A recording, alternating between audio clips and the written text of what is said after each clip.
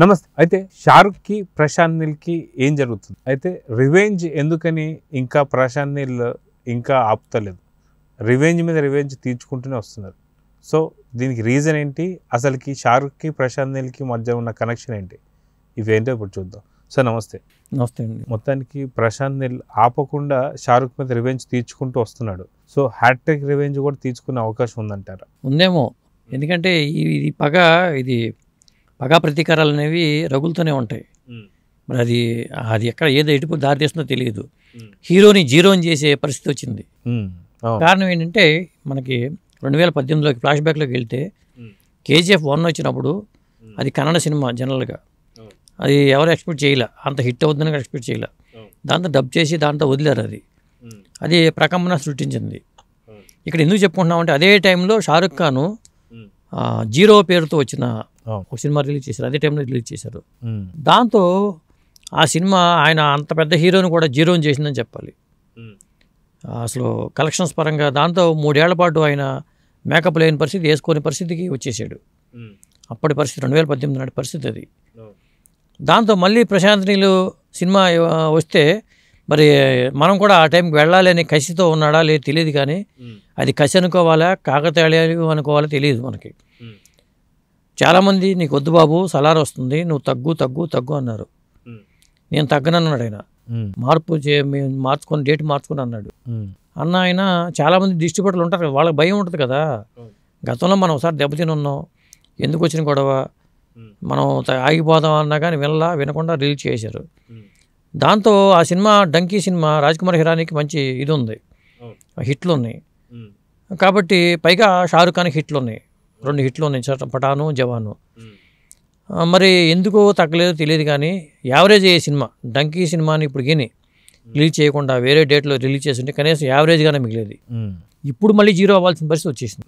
అంటే కలెక్షన్స్ పరంగా నేను ఆయన హీరోనా జీరోనా అని కాదు, కానీ కలెక్షన్స్ పరంగా మళ్ళీ ఆయన జీరోకి పడిపోయాడు. అది అప్పుడు జీరో, ఇప్పుడు జీరోనే, అది పరిస్థితి. అయితే మొత్తానికి షారుఖ్ సలార్ వస్తున్న సంగతి తెలిసి కూడా రిలీజ్ చేశాడంటే కంటెంట్ గురించి కూడా తనకు తెలిసిందే, సినిమా ఎలా ఉంటుంది ఏం సంగతి అని సంగతి. అయితే మొత్తం ఇవన్నీ చూసి కూడా ఎందుకు రిలీజ్ చేశాడు అనుకోవచ్చు. అది ఓన్లీ యాదృచ్ఛికం అనుకోవాలా, లేదంటే లేదు ఖచ్చితంగా ఈసారి హిట్ కొడతామనే కాన్ఫిడెన్స్ అనుకోవచ్చు. హిట్ కొడతామని కాన్ఫిడెన్స్. పైగా ఏదో అంటారు కదా, కుప్పిగంతులు అని సామెత అంటూ ఉంటారు. రావణ కుప్పిగంతులు కుప్పిగంతులు అంటారు కదా. అలాగే వాళ్ళు ఏమన్నారంటే మన ముందు కుప్పిగంతులు వేస్తున్నారు వీళ్ళు, సౌత్ ఇండియా వాళ్ళు, హిట్లు కొడుతున్నాం అని మనం కొట్టి చూపించాం 2 హిట్లు, హ్యాట్రిక్ కొట్టేస్తాం. వీళ్ళు ఎక్కడో ఇదే రివర్స్ అయ్యి ఉంటే అలాగే మాట్లాడేవాళ్ళు.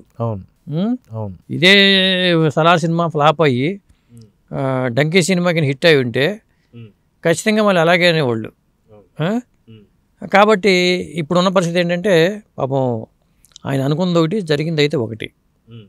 2 హిట్లు. సౌత్ ఇండియా వాళ్ళ మీద కోపం ఉందండి, ప్రధానంగా బాలీవుడ్ వాళ్ళందరూ కోపం ఉంది. నువ్వు ఏమైనా సరే తగ్గొద్దు, నువ్వు హిట్ల మీద ఉన్నావు, 2 హిట్లు కొట్టావు, ఈ దెబ్బతో ఈసారి ప్రశాంత్ నీల్ ఖచ్చితంగా దెబ్బ తినాలి అనే కోపంతోనే రిలీజ్ చేసి ఉండొచ్చు నేను అనుకుంటున్నా.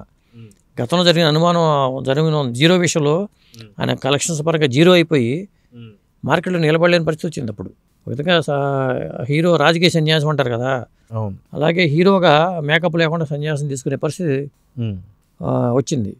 అది KGF 1 కారణమా లేకపోతే వేరే కారణమా అని మనం చెప్పలేము. ఇట్లాంటి పరిస్థితి అయితే ఉంది. అదే టైంలో ఇప్పుడు కనీసం తగ్గుంటే మాత్రం డంకీ సినిమా కోలుకునేది, ఆ బయర్లు సేఫ్గా ఉండేవాళ్ళు.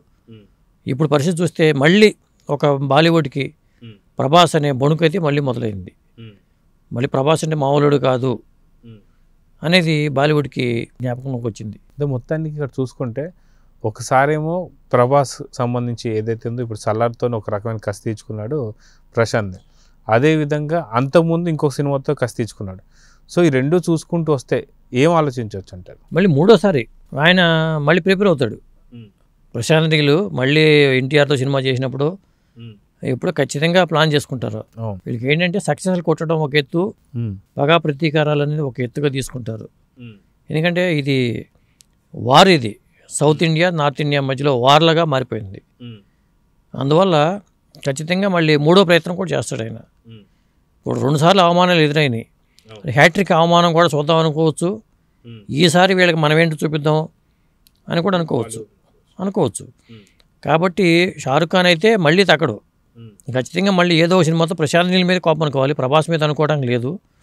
అంటే ప్రభాస్ మీద కూడా ఉంటుంది, ఎందుకంటే ఆయన హిట్లు కొట్టేస్తున్నాడు, బాహుబలితోనే కొట్టాడు, బాలీవుడ్ వాళ్ళు కూడా విస్తుపోయేలా చేస్తున్నాడంటే మనకన్నా ఎక్కువ రెమ్యునరేషన్ ఎలా తీసుకుంటాడు? ఇక్కడ రెమ్యునరేషన్ కూడా ప్రధాన సమస్య కదా. వాళ్ళకి ఉన్న రెమ్యునరేషన్ ఒకప్పుడు ఏంటంటే మన తెలుగు వాళ్ళ రెమ్యునరేషన్కి బాలీవుడ్ హీరోలకి రెమ్యునరేషన్కి పొంతన ఉండేది కాదు. అమితాబ్ తీసుకునే దానికి ఇక్కడ ఎన్టీ రామారావు తీసుకునే దానికి కూడా పొంతన ఉండేది కాదు. అలా ఉండే రెమ్యునరేషన్లో. అలాంటిది వాళ్ళకన్నా మన హీరోలు రెమ్యునరేషన్ ఎక్కువ తీసుకుంటున్నారు. ఇది కూడా భరించలేని పరిస్థితే. వాళ్ళ సినిమా మేకింగ్ అయ్యే ఖర్చు కన్నా మన సినిమాలు మేకింగ్ అయ్యే ఖర్చు ఎక్కువగా ఉంటుంది. ఇది కూడా భరించలేకపోతున్నారు. దాంతో బాలీవుడ్కిను ఇటు సౌత్ ఇండియాకి నార్త్ ఇండియాకి మధ్యలో ఒక పచ్చగడ్డ వేస్తే సినిమాల పరంగా బొగ్గమనేలా తయారైంది వాతావరణం. మొత్తానికి యష్ సినిమా మొత్తం 2018లో బ్రేక్ అయితే షారుఖ్ పడిందని చెప్పుకోవచ్చు. అయితే అంతకుముందు దాకా అసలుకి కన్నడ మూవీస్ అంటే ఎవరికి పెద్దగా తెలియదు.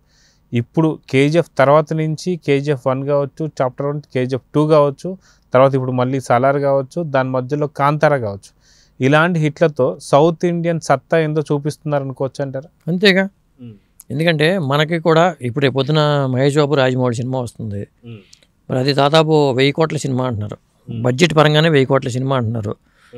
మరి అలాంటప్పుడు అలాంటి సినిమాలు వస్తున్నప్పుడు వాళ్ళేమో కాడిపారేశారు, మనకెందుకు రిస్క్ రా బాబు, బ్రహ్మాస్త్ర అనేది పెద్ద చేదును అని మిగిల్చింది, బ్రహ్మాస్త్రతో ప్రయోగం చేద్దాం అనుకున్నారు వాళ్ళు, దాంతో అస్త్ర సన్యాసం చేయాల్సిన పరిస్థితి వచ్చింది.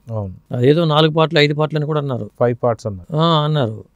ఎప్పుడైనా సరే అంత హిట్ అయితే ఎన్ని పార్ట్లని తీస్తారు, లేకపోతే ఉన్న పార్ట్లు ఊడిపోతాయి, అది పరిస్థితి. సో మొత్తానికి షారుఖ్ మీద రివెంజ్ మళ్ళీ మూడోసారి అది జూనియర్ ఎన్టీఆర్తో అనుకోవచ్చు. ఎందుకంటే ఫస్ట్ నుంచి చూసుకుంటే 2018లో వచ్చేసి యష్తో, ఇప్పుడు 2023లో వచ్చేసి ప్రభాస్తో, నెక్స్ట్ ఏదైనా సినిమా రిలీజ్ అయితే 2024లో రిలీజ్ అయితే మటుకు ఖచ్చితంగా దేవర్తో అని చెప్పేసి అనుకోవచ్చా? అంటే దేవర హీరో జూనియర్ ఎన్టీఆర్తో అనుకోవచ్చా?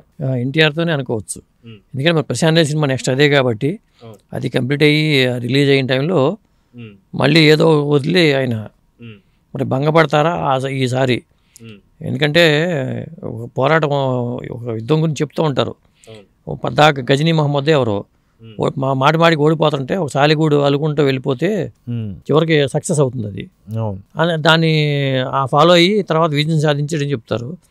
మరి 3వ విజయం సాధిస్తాడా, 4వసారి 5వసారి తెలియదు, కానీ మొత్తానికి ఇది పోరాటం అయితే కొనసాగవచ్చు అనుకుంటున్నాను నేనైతే. సో వీళ్ళిద్దరి మధ్యన ఈ పోరు ఎప్పుడుకి ముగియొచ్చు అనుకోవచ్చు? అంటే పోర్ అని మీరు క్రియేట్ చేస్తున్నారు, నేను పోరు అనుకోవట్లేదని షారుఖ్ అనొచ్చు, లేదా ప్రశాంత్ నీల్ అనొచ్చు. ఎందుకంటే ఇది కాకతాళీయంగా జరిగిందా కసితో జరిగిందని మనకు తెలియదు, కానీ జరుగుతున్నాయి మాత్రం కనిపిస్తున్నాయి, వాస్తవాలు కనిపిస్తున్నాయి. చెప్పారు కదా మీరు డంకీ వద్దండి బాబు అని చెప్పారు, చెప్పినప్పుడు వినాలి కదా, లేదు ఆయన వినలా. అది చూద్దాం సార్. మొత్తానికి వీళ్ళిద్దరి మధ్యన మళ్ళీ మూడోసారి ఎలాంటి బ్రేక్ పడిద్దో, ఎలాంటి రివెంజ్ తీసుకుంటారో, ఎవరి పని ఎవరు తీసుకుంటారో కూడా చూద్దాం మరి. సో ఇదండి మొత్తానికి బాలీవుడ్ కా బాద్షాకే గజగజ వణికిస్తున్న ప్రశాంత్ నీల్ అని చెప్పేసి అనుకోవచ్చు. ఇప్పటికే 2 సార్లు అయిపోయింది, హ్యాట్రిక్ కోసం కూడా వెయిట్ చేస్తున్నాడనే వార్తలు వస్తున్నాయి. అది ఎవరితో, ఏంటి, ఎప్పుడు, ఎలా వెయిట్ చేసి చూడాలి మరి. Thank you.